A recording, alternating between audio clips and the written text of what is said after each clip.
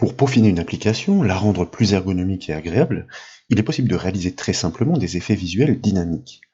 Dans l'exemple illustré à l'écran, le formulaire est composé de deux boutons, et dès que la souris survole l'un d'entre eux, ce dernier change d'aspect, puis il reprend sa mise en forme initiale dès que la souris quitte la zone d'influence. Et nous allons le voir, cette petite friandise se réalise sans l'appui du code VBA, ni même des macros.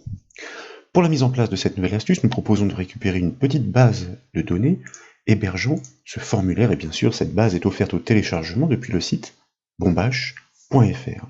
Sans plus attendre, dans le volet de navigation sur la gauche de l'écran, je vous invite à double-cliquer sur le formulaire F-Ajout pour l'exécuter.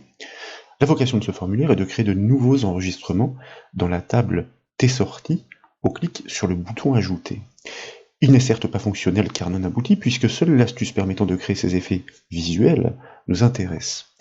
De fait, tout d'abord, en survolant ces boutons, vous constatez que pour l'instant, ils ne réagissent pas, ce qui est tout à fait normal. Nous allons donc pouvoir procéder, tout d'abord en cliquant sur la flèche du bouton affichage à gauche du ruban accueil, puis en choisissant le mode création. Nous basculons ainsi dans la vue en conception du formulaire. Pour la suite des opérations, la feuille de propriété est indispensable. Elle est généralement placée sur la gauche de l'écran, comme ici. Si elle n'est pas visible dans votre environnement, vous devez cliquer sur le bouton du même nom, feuille de propriété, dans le ruban contextuel, création. Sur le formulaire, je vous invite à cliquer sur le bouton Ajouter tout d'abord afin de le sélectionner. Puis, nous allons activer l'onglet Format de sa feuille de propriété si d'aventure c'est un autre onglet qui est actif.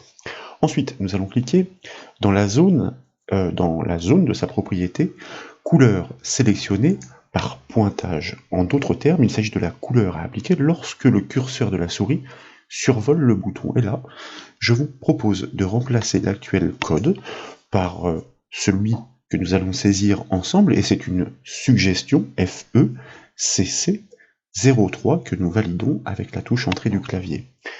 Il s'agit d'un code hexadécimal que vous pouvez reproduire facilement avec un logiciel comme Photoshop par exemple. Ce code correspond à un jaune vif.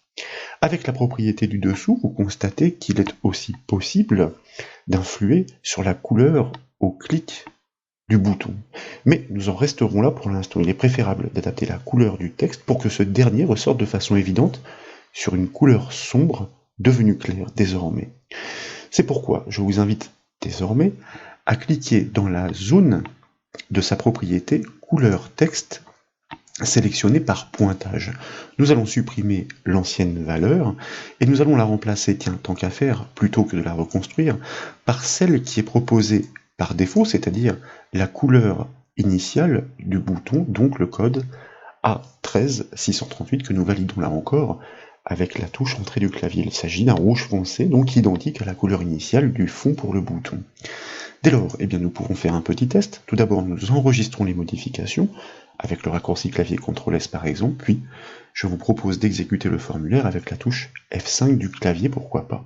Et dès lors, si nous déplaçons le curseur sur le bouton Ajouter, comme vous pouvez le voir, celui-ci change instantanément d'aspect. Et si vous sortez le curseur de la souris de la zone d'influence du bouton, ce dernier retrouve ses attributs de format réglés par défaut.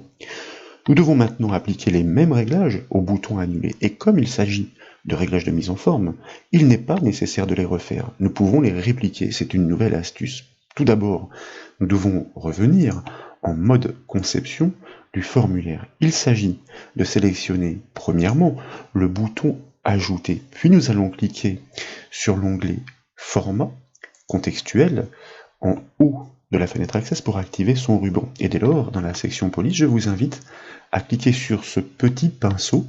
Le nom de cet outil est reproduire la mise en forme. Il permet de prélever les attributs du contrôle sélectionné. Ici, il s'agit du bouton Ajouter. Nous venons donc de le faire. Dès lors, en cliquant sur un contrôle de destination, comme ici le bouton Annuler, ce dernier reçoit exactement les mêmes attributs de format. Et nous allons le constater. Il s'agit d'enregistrer les modifications, d'exécuter le formulaire, et puis, tour à tour, de survoler les boutons. Et comme vous pouvez le voir, l'aspect de ces deux boutons change parfaitement au survol de la souris, et redevient normal dès lors que la zone d'influence est quittée. Voilà donc pour cette petite astuce, j'espère qu'elle vous a plu.